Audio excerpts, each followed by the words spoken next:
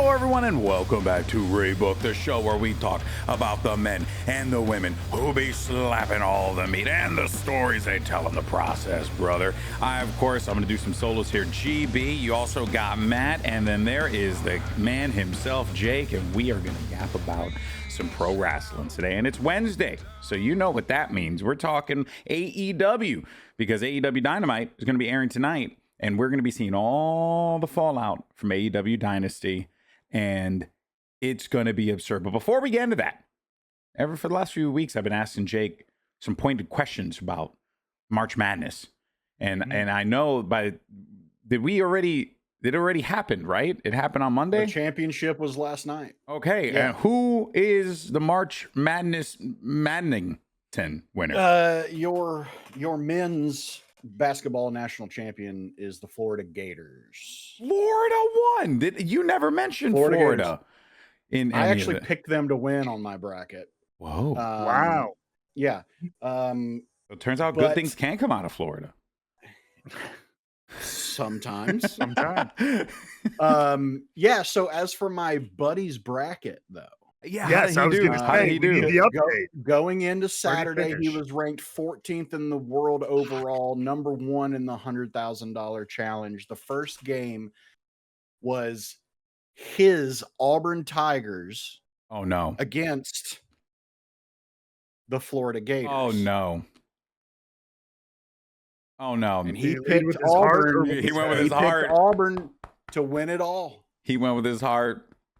His heart. Florida won, and he ain't getting down his. Where'd he finish? Oh. And then the next game, Duke Houston, he picked Duke to win, and Houston went to the finals. He got all that just to completely miss the Final Four. He was 14th in the world. Oh no! At one point, and he went on to lose our bracket pool to his mother and his 8-year-old son.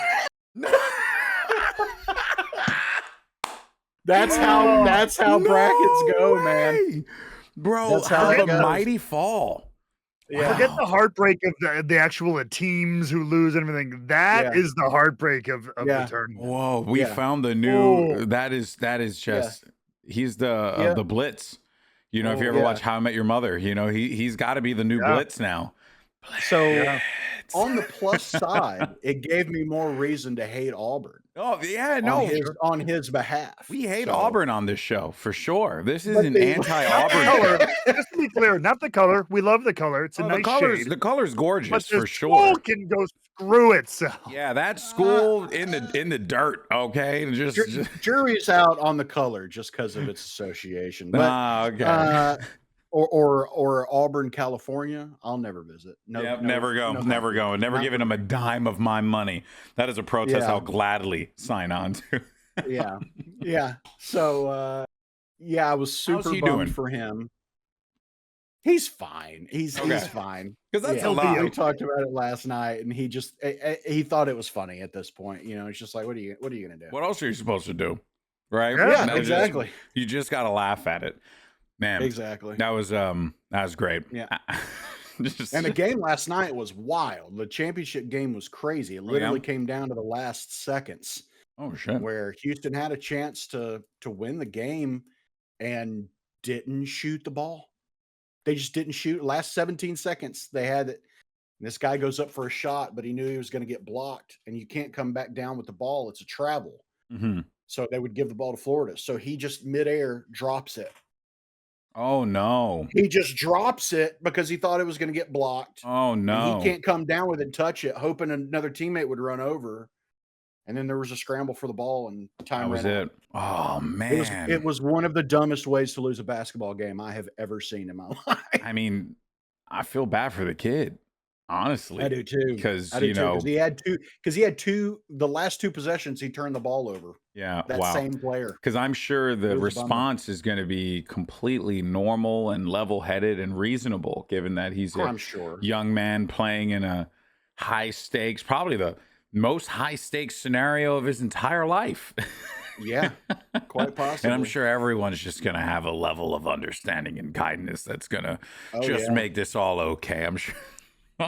In case you're not catching on, I remember I'm living being in the facetious. dorms next door to Alabama's kicker at one point, and he missed a very big field goal against Arkansas. And what did you do? And I was like, do we need to leave for like a week to make sure things cool down?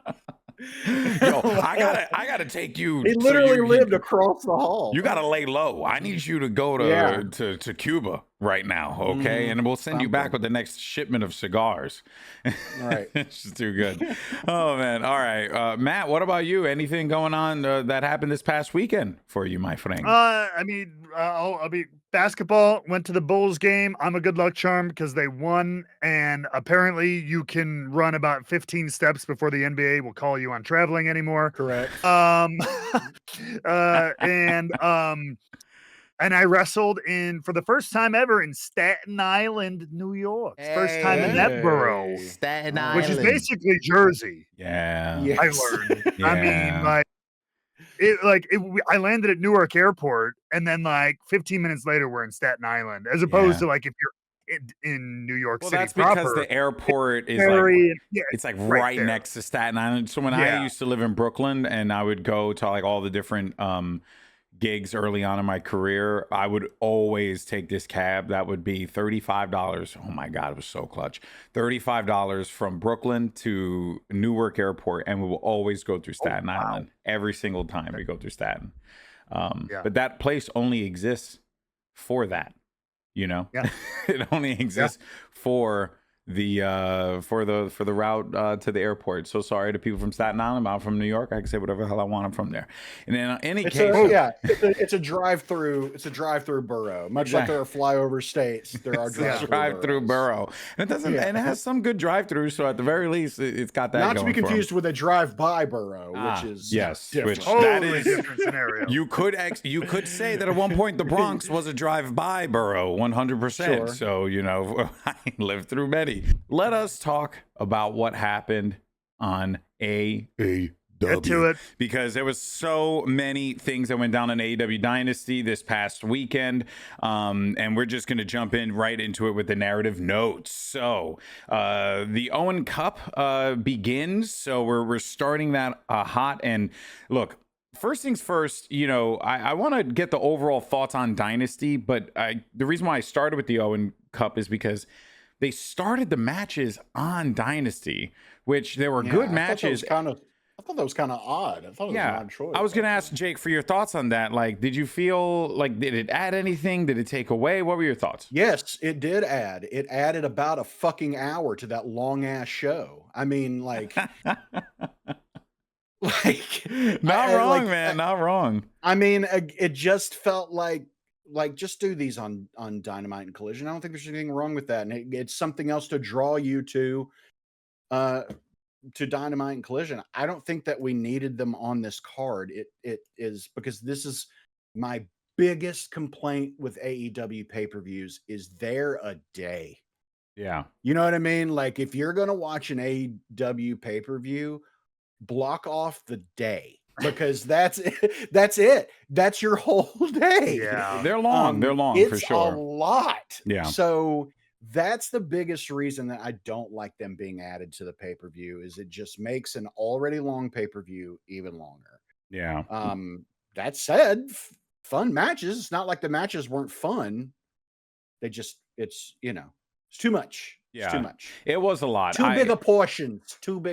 I had, and we don't really cover those kinds of things here, like, news of like backstage stuff. I had heard that one of the matches was set to be on the card, or was the replacement for Bandito versus Chris Jericho, because they were trying to get Bandito's parents to come to the show, which obviously, because I'm sure that was a very easy process to deal through with this country. So that is a little unfortunate, but it does seem like they were just like, fuck it, just add the match to the card, which, hey, I give them credit. You know what I mean? Like, it was still a good match. You still had great matches across the board. I believe one of the added matches was Kyle Fletcher his match versus Briscoe. and Mark Briscoe. That was the added match, which listen, I mean, I love both of those guys, great wrestlers, but that is definitely a match you could have done on Collision or Dynamite, but it's very clear that it was like not meant to be there, and they had filled it with something. That being said, though, you still got to judge and call a spade for what it was, because it was a super long show. Matches that went a real long time. Good matches, but matches that went a real long time. Going back into it, though, we had Tony Storm, Hurt Syndicate, Death Riders, and Jon Moxley all retaining, which we'll talk about Jon Moxley in a little bit, but I want to get thoughts real fast, Matt, on some of those other matches. I definitely think the Tony Storm Megan Bayne match was really freaking good. Like, I really enjoyed it. It highlighted both wrestlers very well, but I want to get your thoughts. What did you think of those? Yeah, no, I thought it was really good. Let's get a single on Jake real quick. Jake has very confident feelings about his predictions.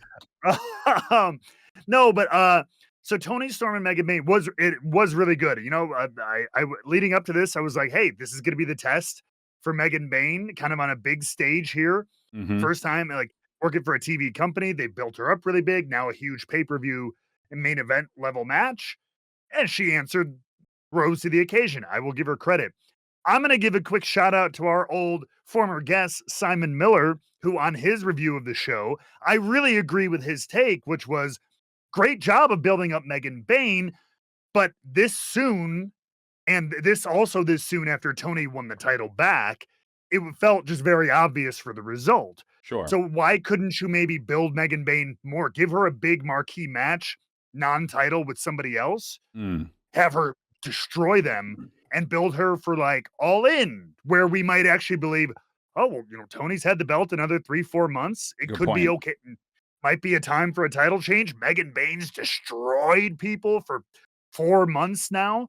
We might believe that they would put the title on her.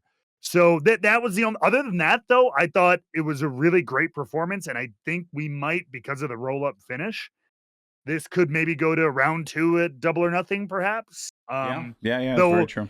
Though, given how it, I just will say, given how it went, I kind of wish they would have held off and gone a little longer, and maybe we could have had a really big match at All In. Yeah, what'd you make of it, Jake? If you have anything to add. I mean, Matt sounds like the guy in the first Rocky who's like, why do you want to fight this bum?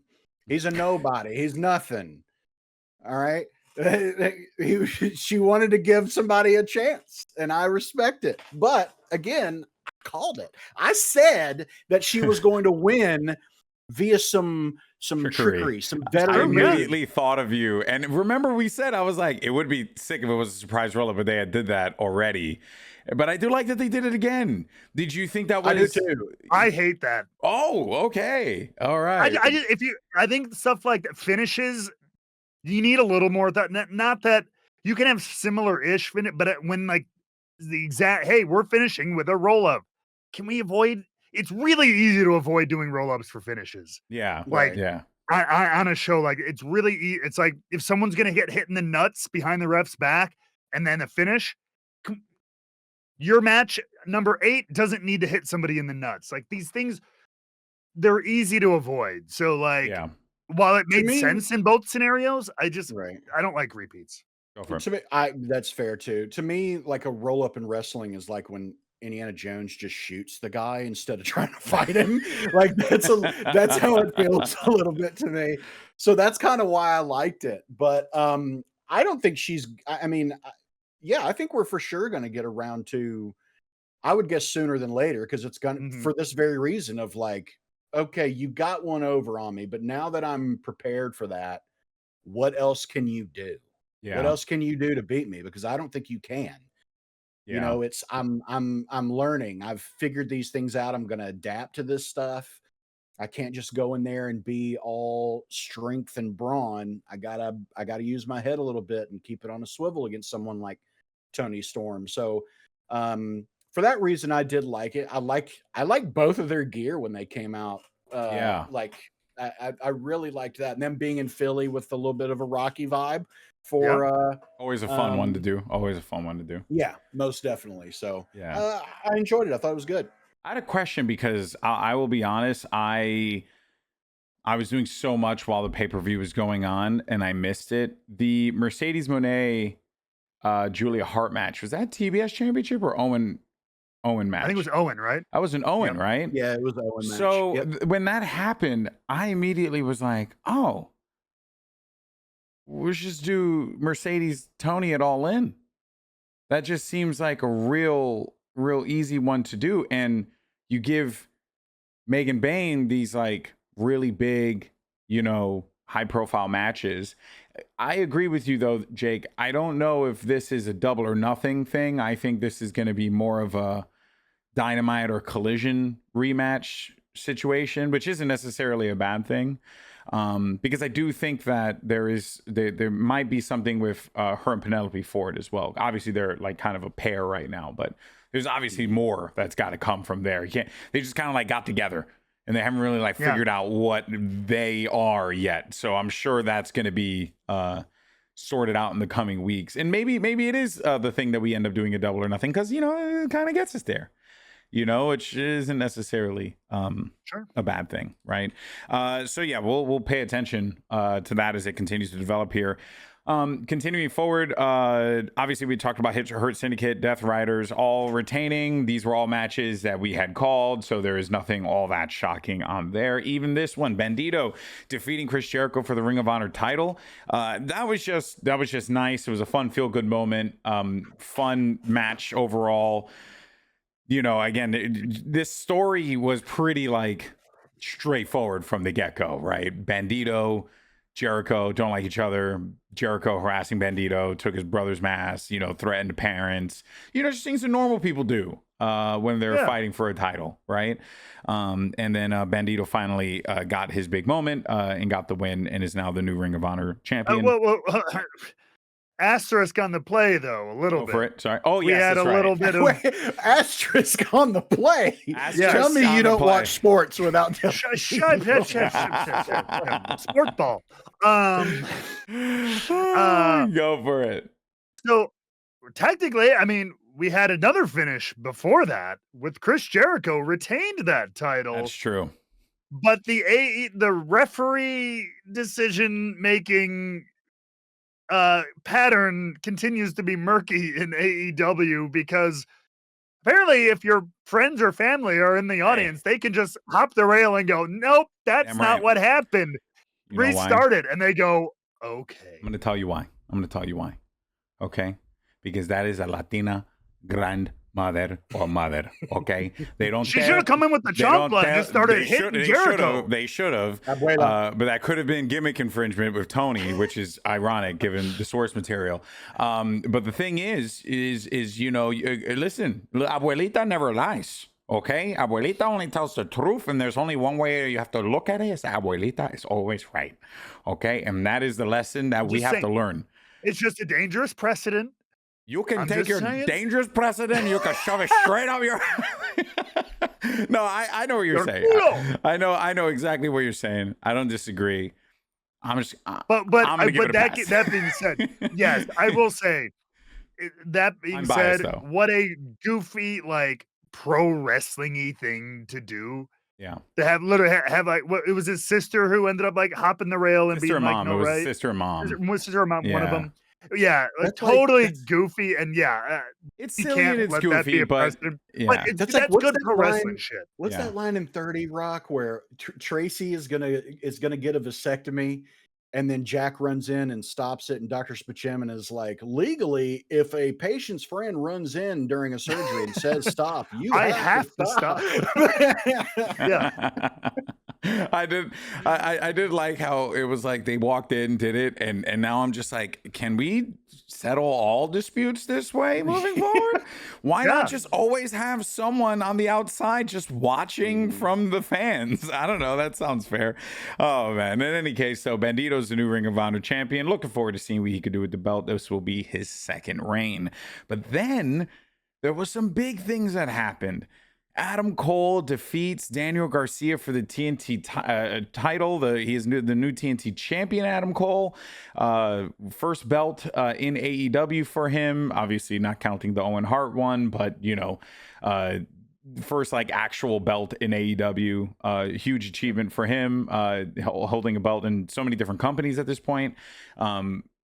I guess overall, there's not much to comment on this story-wise. I am curious to see what the fallout is going to be for Daniel Garcia. That's the more interesting aspect of it for me, because we were seeing, Matt, some like heel elements come out of him in the middle of that match. He was like going after the leg a lot more. He was like being vicious and aggressive. So Yeah, I would stop short of calling it heel elements, because like I mean, they're smart. and it's just it's frustration, it's anger. Like I can't get this done. Why can't I get this done? Why can't I put him away? I mean, he's not hitting him in the nuts. He's not raking his eyes. yeah, it's true. He's true, just true. he's like he's just turning it up, and because he's frustrated. He's angry that he can't put the match away.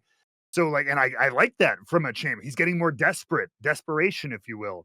So yeah, we'll see if coming out of this, if maybe is there a heel turn in his future to try to jumpstart his career again, to kind of get back on that path out of frustration and anger. Yeah. He definitely was playing that up, that frustration, and in the aftermath, if you watched, I'm not sure if it was on the show or if I saw it on like digital, but like just really playing up how disappointed and down in himself he felt as a result of this. So I'll be curious to see tonight on Dynamite, if we see him and where that goes. Yeah. Yeah, Sam. What do you think, Jake? I appreciated that this was just a straight wrestling match. Yeah. You know what I mean? Like it was I mean, as compared to, I mean, hell, almost every other title match on the card, like this was just a straight up wrestling match, and it was good. Yeah. It was a great match. And like you said, Matt, I completely agree with you. It's like, if another team's star cornerback comes out, man, I'm going to throw at that dude who just came in. I don't give a shit who he is. I'm throwing the ball at him. Especially if you're down 2 touchdowns or whatever. Exactly. Do what you got to do. And then you got to throw an asterisk on the play. Possession, yeah. I don't give a shit. Yeah, exactly. So I like it. I mean, it's fun to see a wrestler start to dig more into his bag of tricks and what do I have to do and how do I that's the fun, like, psychological and storytelling aspect in the ring that we so appreciate. And it was really good to see. And so I have to give it props for it just being a straight wrestling match. I agree. Couldn't agree more. We said that was going to be one of the matches to look out for. That was one of my matches to look out for. I knew it wasn't going to disappoint, and it was literally just that. So pumped for Adam Cole. Toss a coin to your champion. Yeah. Yeah. Right? Throw a coin to your champion. Adam of Rivia. Yeah, Scan told me he was just getting crazy donations on his birthday stream as well. So apparently Adam Cole had a great weekend. Let me tell you, he had a great weekend.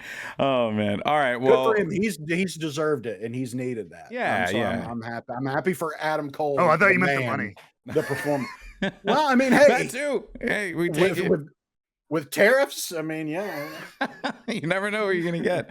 Oh, man. All right, well, let's continue forward here. FTR brutally attacks Cope after their failed attempt to acquire the trio's titles. What can only be described as the most obvious thing of all time. Although I will say, I didn't expect Cash to just jump in on it. Cash seemed the most into it. It is a little perplexing.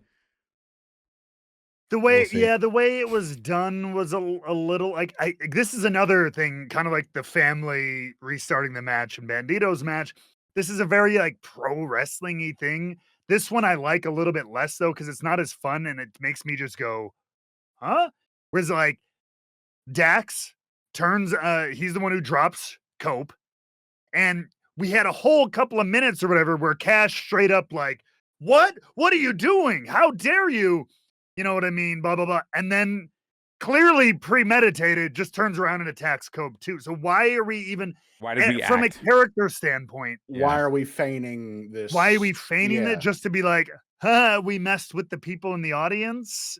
Which, okay, you're mean for that. But like, as a character, it's just a little bit like, But then also, so why Okay. team with him? Like, I don't know. There's a lot of questions I think agree. that are left on the table with this, and it's definitely one that's like, okay, well, let's see what all this means for these Something three tells and where this is me going to go. it's going to be Edge and Christian getting back together. Oh yeah. Oh, Right? it's gotta be All In, right? Which, Edge how do and Christian at the you start, come get to on. that? I don't know, but I'm curious. I'm down There's a to lot be of taken on the time. ride. Yeah.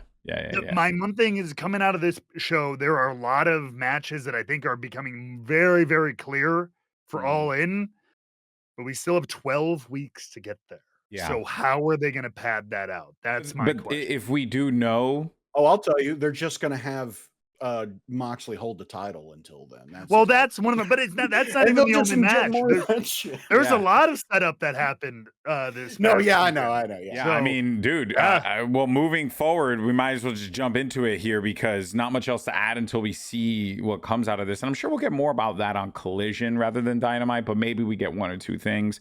Kenny Omega retains the International Championship in just we said it before. The match of the night. We said it before. We all expected it.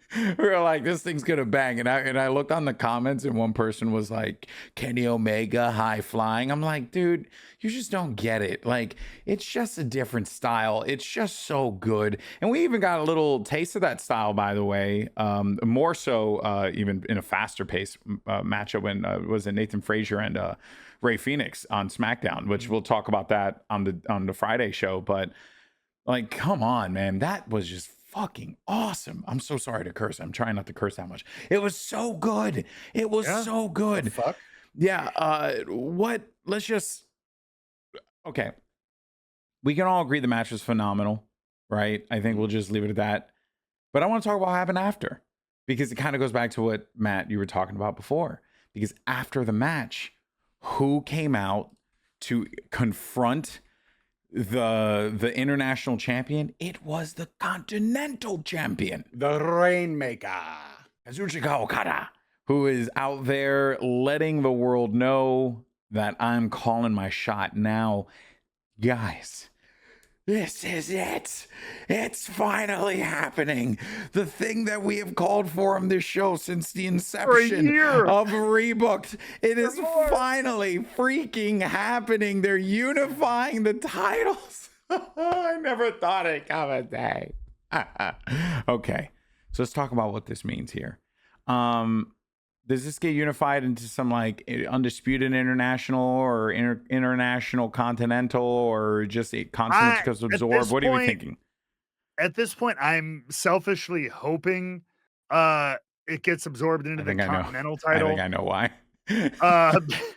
Because two reasons. One, yes, TNA is introducing someone picked a unique name for their title. To be fair, there's been international titles and promotions all over. But no, it would make that cleaner.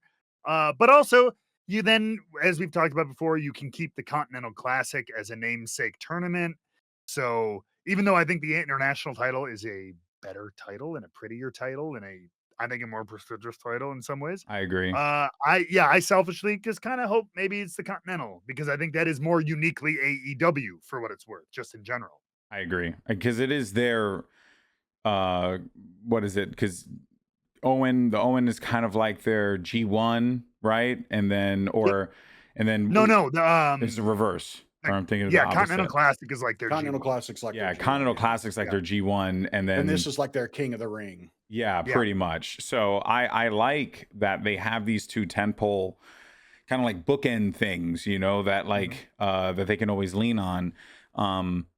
But man, so here's the thing, and am I crazy in this? People want this match, right? Like, people want to watch. Like, this isn't. We're not. It's old. We've done this before, but not in AEW. But well, I guess we kind of have an AEW, have we? I don't remember now. Actually, certainly not on a large stage. AEW? No. Yeah, no, right? No. So then this is all in, right? This is another like clear all in one. But you have 12 weeks. That's what I'm saying. It's another one of those ones that's clearly being set up. But how are we getting 12 weeks? Okay, fantasy booking. Let's talk. Let's. How do you get 12 weeks of television Now we don't have to go through every single week, but like, what do you do here? Do you like have Kenny continue to defend, have Okada get on TV a little bit more because he's been kind of silent? So it's like, what do you do here if you're booking it? I mean, yeah, you clearly, obviously, you're going to have somebody probably challenge at Double or Nothing. You can have Okada watching in the wings. You know, he could be on commentary and, you know, do his kind of says 2 words, you know, every so often.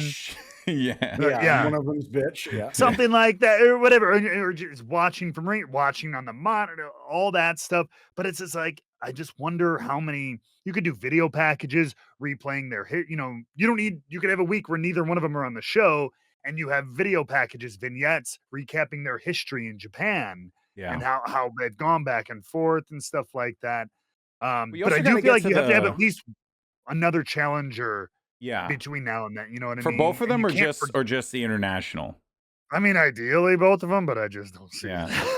It hasn't happened in the last. You also got to explain how and why this merger of the titles are going to happen. Like that's the thing that I'm interested in. Still don't know. We still don't know.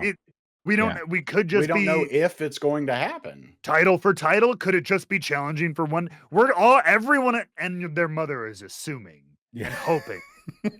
Praying. But we don't technically, we don't know yet. So we don't want to get ahead of it. How would you do it, Jake?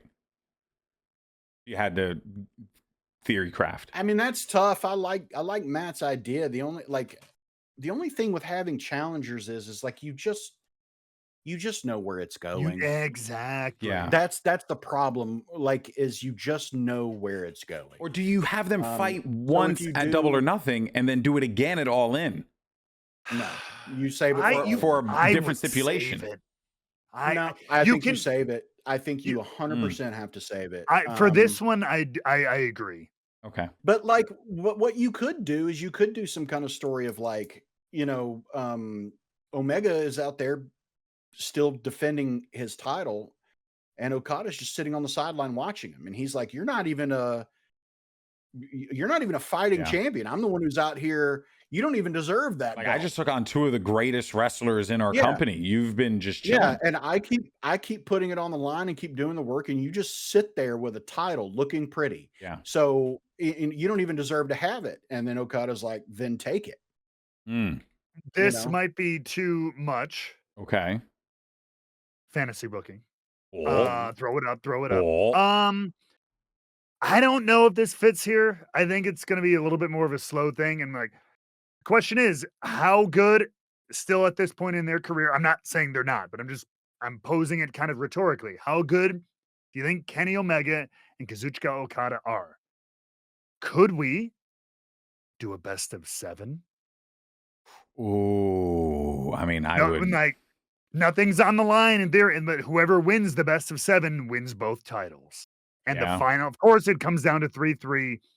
And, you know, some of them can be funky finishes. Maybe the Young Bucks get involved. You know, there can be little things like that, of course, along the way. So they're not like all out matches, all of them. Yeah. They're not all 30-minute freaking bangers, but like they back and forth, some shenanigans. And here, this one of them could be, I don't know. And then you get to All In and they just go 30 minutes off the wall. I don't know if this is the time and place for those two to do something like that, or best of 5 if you wanted to shrink it. Yeah. But what I think would be fun and unique is if you do have like a best of 5, best of 7 situation, go into All Out where someone is down 2 matches, and then you have an Iron Man match, and it's like, okay, either Kenny's got to pin you twice, or you got to pin Kenny once. Yeah. Ooh. It's unique. It's a little convoluted, but it's not bad. I mean, yeah.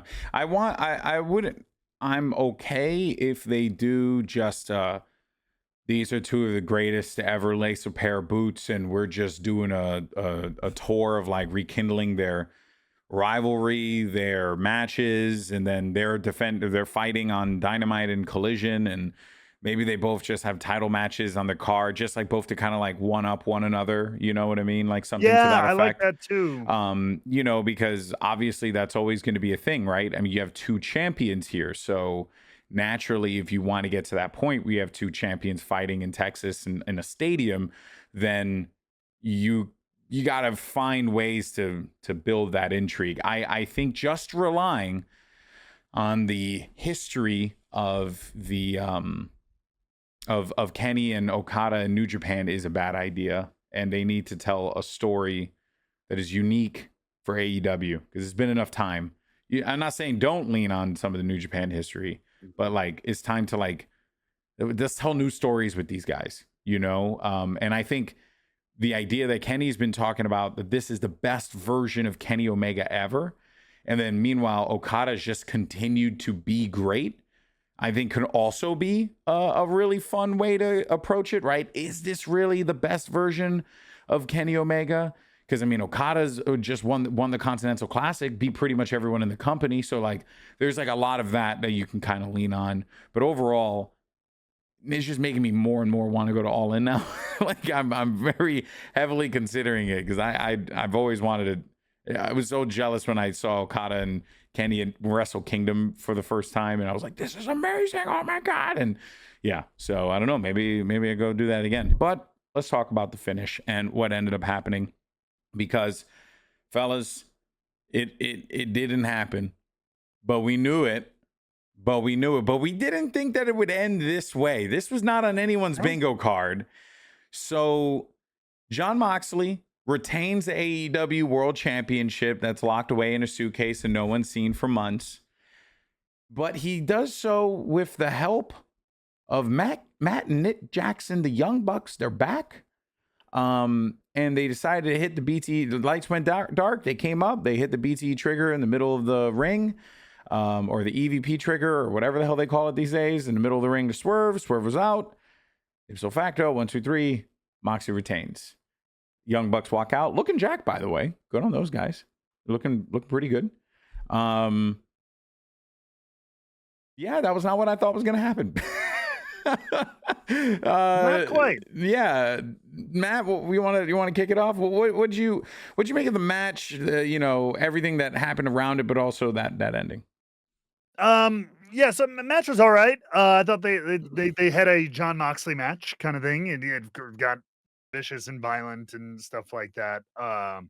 But with all the shenanigans, the one thing I've seen a lot of people talk about, which I think is really short-sighted and really weird that not enough people are picking up on it. Everyone's like, why would the Young Bucks help the Death Riders have to get Jon Moxley? Because when they left, it was because the Death Riders were taking over and we're getting the hell out of here a lot. Yeah. Right? But I don't know. I'm like, especially with heels, and maybe it's because I've been a heel and I kind of get it. It was like, it has nothing to do with helping Jon Moxley. And I remember there was tension with Hangman and Swerve both, if I remember correctly, before the Young Bucks left. There was a little bit of butting heads. So they came out to it. This was all just about screwing Swerve. It had nothing to do with helping Jon Moxley. Well, correct me if I'm wrong. That is a side effect. Blood and Guts, didn't Swerve and them win Blood and Guts? No, Hangman joined Team Elite. Yeah, but did Swerve? Right? I got to go back and look, because to me, I thought it was the whole reason why Briscoe wasn't that when they were he was gonna set Jungle Boy Perry on fire. Right? Yeah, he was gonna set Jack Perry on fire, and then they quit, right? And then they gave up. Yeah. So like I mean, that made sense to me. Wait, were people not understanding why that happened? That's confusing. That's no. There's just a lot of people that they thought it was weird that they kept framing it as the Young Bucks are helping the Death Riders and Jon Moxley. Oh no, that's definitely not what I took from that, but that's interesting. I know. Yeah, I just saw a lot of that, and I'm like, I don't see it. I just saw it as screwing Swerve. Yeah. But then the Hangman involvement was, to me, was just as, if not more, interesting.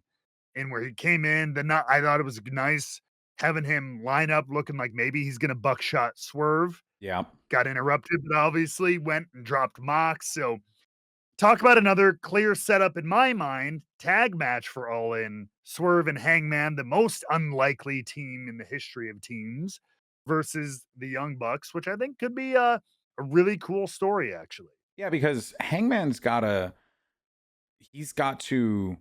kind of like explain why he decided to help Swerve in that moment in time, right? And I know like over the course of the weeks, he's been like looking to forgive. He's looking to try and be better. But Jake, what do you take from all of that and the way it played Well, I out? mean, we have that moment that was on. It was either Dynamite, I Collision or believe. Dynamite, It was great. where they were. It was phenomenal. Where they were in the back, I love that. going at each other, screaming at one another, and he's like, "You burned down my house," and Hangman said, "You deserved it," and Swerve said, "I know," Yeah. and then Hangman just stopped, like, "What? I did That was a not cool moment. expect you to." It was such a good moment. It was one of the best moments they've had on TV in a long time, and then Hangman just walks away, like he has to process, like, "Wait, He knows that he did Is something this terrible. guy- Admitted that he was, the things he did was wrong, and yeah." Yeah. And it was such a great moment, and so this is about Hangman's redemption. Hangman's trying to redeem himself. Yeah. It has less to do now with Swerve, but it's more about Hangman finding who he is and trying to return to the man that he wanted to be all along, but has like just had been dealing with so much shit. And so that made sense to me, him running out and being like, "You know what? The balls of you to admit that you deserved it after the horrible thing I did to you has made me re-examine things. And you know what? We have a lot of history, and we can either put that behind us or use it. Yeah. So let's use it." That being said, not a fan of the ending. Yeah. I Yeah. just like, I mean, okay. Knowing what we know now and the way that things are shaken up, and I don't want to make it sound like it's depressing, because I'm gonna be honest with you. I kind of came out of that and being like, yeah, I want him to lose it all in. I want it to be an epic moment when Jon Moxley finally loses, but I understand that other people don't want that, and I'm completely empathetic to it. But me now in this story, I'm like very much interested in how they get to the inevitable toppling, right? Because you gotta, like, you also have the Death Riders that are also still trios champs, right? So they still retain. So you got to also tie. It's all got to come crumbling at the same time, right? And what better way to do that than it all in? But Jake, I know that what would you have wanted to have happened? him to lose. No, for sure. But really, is that? I mean, but here's the problem is this is just like I just feel like it's so beyond saving at this point. Mhm. Like it feels like trying to polish a turd, Okay. quite honestly. And like it Matt, you want to say something? Go ahead. Sorry, no, like because I think I think you guys would agree. Jake, I feel like I know you'd agree. I was talking with someone about this too. The long-term plan being all in, I get the idea of like, we've got Yes. this touchstone Yeah. in the distance that we want this reign of terror, and then it gets ended at our biggest show. Totally get that. The problem is it seems like in between they're scrambling to fill in the blanks week Yes. by week or month by month, as Yes. opposed to this is going to happen, and then this, and then Yes. this, and then it's just like, we need another match for this pay-per-view. Now we need another one for this pay-per-view. Yeah. It feels like they're you had- scrambling. You had an act one of a story and a And resolution. in Act 3. Yep. Not Yeah, have even an in Act Act 3. You have a Yeah, I guess, yeah. resolution. Yeah. And Act 2 just has its keister in the wind. Like, what the fuck what are we gonna do here? And it's like, well, it Yeah. doesn't matter. We just have to get to there. Yeah. But how you get there is what's important. The journey in a story is what's important. The journey to get, that's what makes the ending so sweet. It's not that it's over.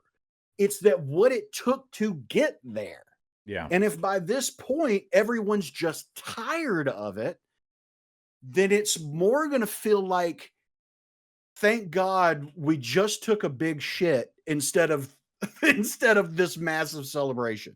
Yeah. You know what I mean? Yeah. Like Mhm. it just feels like we've taken the bloodline, like it's like reheated leftovers Well, is I was how it gonna say feels. it's Like like you. it's not this meal that we thought it was going to be, and now we're just eating. Now we made this horrible meal and we thought it was And going to now be we just have great. to eat it. And now we just have to eat the leftovers until they're gone. Like that's how it feels a little bit. Yeah. You know what I mean? It's like, well, I will say I don't know. I don't think it's been horrible. no, I I mean, no, do think it's but been we're hit or eating miss. the same thing It's just Yeah. been repetitive. day after Yeah. day That I do after agree day. Very with. little And I was evolution. gonna say it's kind of like they looked at what made they looked at the bloodline story and were like, wow, let's do that without really understanding why the bloodline story worked out Why the way it that it worked. did. Because like one of the Right. reasons why the bloodline story worked so well was the dynamic between the actual bloodline. And that was something that was on display on TV every single week. And they teased it. They teased it with all the shit with Wheeler, but then now that's just gone. Exactly. Like, So that part has been weird, whether or not that's been because it got slowed down, because there's always other factors at play that it's not necessarily related to writing. Could have just been, scheduling, what they knew was coming up. Maybe, some like people weren't going to be around. I don't know. I'm not trying to make excuses. I'm just saying it's always hard because it's like, even for WWE, for TNA, it's like every show kind of like does their story beats a little bit differently. But I will agree that when it comes down to this, it's been sloppy and it wasn't what you wanted it to be initially. That being said, this is where we are now. So what do you do? I still think there's an opportunity to have a lot of fun with this, but it just depends if people are I willing. think they need to. I don't know exactly what the answer is, but I feel like the answer is you got to get back to basics, because it feels like we're adding so much shit to a recipe that's so far gone that it's just like, hey man, you know what's like good? Just a PB and J sometimes. Yeah. Like just give me a PB and J. Just give me steak and eggs. Like Yeah. just You give know me what? that. You don't have to have a 47 ingredient thing that takes 13 hours to make and that has all the like not everyone can do that, and that's fine. Yeah. Let's just get this back down to some kind of basic, something simpler, and then go from there. And if you can build on it, if there are areas for you to explore and to go off of, that's fine. But it feels like we've literally lost the plot. Yeah. Like it's just like let's refocus and recenter what was the whole point of you doing this in the first place, and focus on that. Yeah. And stop trying to do this like the Avengers Endgame shit that they're clearly trying to do as well, because it's just not working right now. Yeah. It's just not. Yeah. Matt? Counterpoint. Okay. No, like, because I was on. You are 100% right, Jake. In the event that they don't, I'm trying to think. I'm Right. like, all right, given what they've done with the Death Riders and everything so far, I'm like, how can we take that dynamic and pull something interesting out of it? Yeah. Especially too, because we've already established, for better, potentially worse, that our title match for All In is as a result of the Owen Hart tournament. So already, like, in theory, you could rip the story out of it because it's just a tournament winner gets a title match. So there's not a lot of narrative there on paper. So given the way the Death Riders interfere in fucking everything, what if you started a pattern? It hasn't done yet, but from here on out, or as like the we get into like the second round, the third, we close this, they start fixing the hovering. contest. They start hovering over these matches, looking for the threats, and they screw some people, and Will becomes the bigger and bigger threat, and they try harder and harder to screw. So now the story is that they're trying to keep Will from winning this tournament. Yeah. He keeps overcoming, and you could even not at All In. I don't think even in the tournament final match, you could have a little bit of a AEW Endgame thing where the your Mark Briscoes, the Ops, whoever kind of could come out and boom, eliminate them from as they're trying to interfere in the finals of the Owen Hart match. Will Ospreay is super kicking people off the apron. Everybody else is fighting into the crowd, hits the hidden blade, and then you get your whatever remaining couple of weeks until All In, and it is just 60 miles an hour, hopefully, between Will and a counterpoint to that, we're also assuming it's going to be Ospreay. We are at this point because on the other side of the bracket is Hangman. Yeah, I'm actually and showing him I on think screen he here. will 1000% get screwed out of his match by the Young Bucks. I think maybe so. Maybe I so. really but think do they? that's But are where- they? But how do they? Do they have any kind of?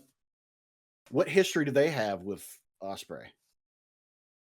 I mean, I think The like they Bucks. just don't want the I mean, good none guy to kinda- win. You know, they I mean, should, like that would Yeah. that's But easy. if it gets down to Ospreay and Hangman, they're arguably both the good guys. Yes, that's true. Yeah, I don't think. So- I'm curious who this wild card entrant is. This is going to be. And the finals at Double or Nothing. Interesting. Yeah, the finals at Double or Nothing. Yeah, so that is a big deal because that could play. That's definitely going to give a lot of time, and also AEW does a really good job at tournaments and stuff like that. So we'll see how that kind of all shakes up. But yeah, there goes your bracket and where things are right now. And then on the women's side, Mercedes Moné won her match against Julia Hart. We have Harley Cameron versus Athena, which that one's going to be fun. Athena, maybe. Ooh, It's odd. It's odd that they would meet in the semis. Yeah, that is interesting. Athena and Mercedes. It is odd, or maybe something happens. Ooh, who knows? Maybe one Mercedes Moné does not want to face Athena in the semifinals of the tournament. I could see, yeah. and And will Harley Cameron get screws her out of her involved first match. because she thinks Yeah. Harley Cameron's an easier target, followed by already She's beat already her. beat her. she's Yeah, already beat her exactly. And then on the other side I of like that, that. I mean, you know, if you're Mini thinking Monet. about Mini Monet comes Monet, back you in. kind of rekindle. You get Harley Cameron, Athena, and Mercedes Moné working together. Now that I think about it, I don't think it's going to be Mercedes versus Tony in like a champion v champion match. I actually think that whole setup kind of gives it away. It could very well end up being Jamie Hayter running be. it back with Tony, which would be a banger. Holy, because they were because didn't Jamie win it off of Tony, or Tony won it off of Jamie? Trying to remember who won the belt off of who where, but I know that could maybe play a role there. That's pretty dope. Either way, the Owen has shaped up to be pretty exciting. But we'll of course be seeing how it affects things because we still have 12 weeks before All In. Good God.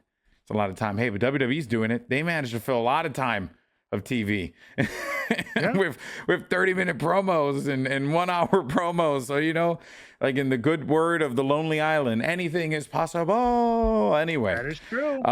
so as always, though, this brings us to what is it, Jake? What is it? Who they were quoting Kevin Garnett, but that doesn't matter. That's Anyway. true, which is even better that I didn't quote Kevin Garnett, but Yeah, I that you quoted quoted- Lonely Island, and in the song, That's like they that's say, like attributing the 99 shots to Michael Scott and not Yeah. not Wayne Gretzky. I just realized that. Oh, dude, you know what's funny? Because me and Cynthia say that all the time in like a joking manner. So that's just brilliant. Well, you know what's happening here. It's the end of the show, which means it's time for your 24/7 champion of the week.